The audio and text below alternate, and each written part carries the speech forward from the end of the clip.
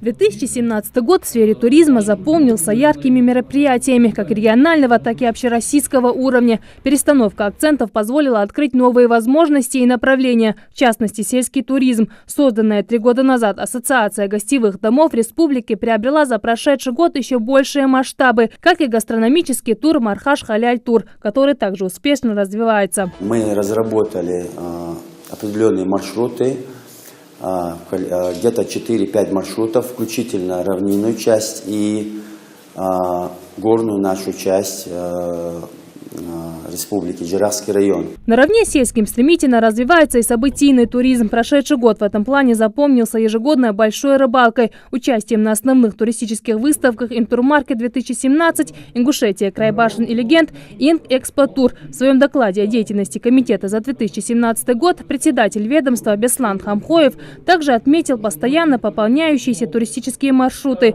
На сегодняшний день в республике на постоянной основе действует более 20 маршрутов.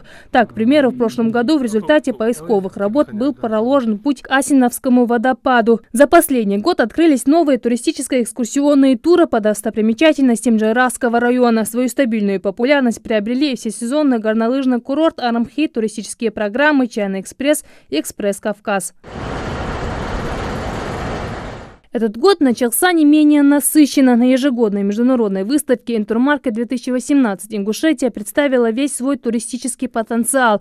Здесь же было достигнуто соглашение о сотрудничестве с Московским департаментом спорта и туризма на период прохождения чемпионата мира по футболу. Таким образом, туристы из Москвы и Ростова смогут в перерывах между матчами в рамках краткосрочного тура посмотреть на красоты горной Ингушетии. Мы с коллегами проговорили возможность привлечения туристов, гостей Москвы и Ростова, которые будут приезжать на эти матчи.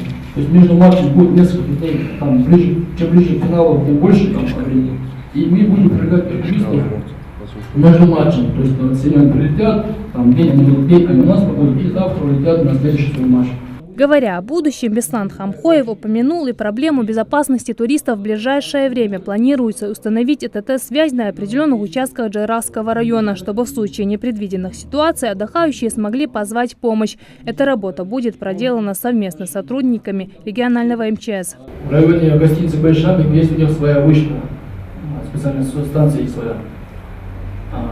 Позволит нам установить на этой станции точку ИТТ. С этого сигнала, чтобы оттуда он поступал.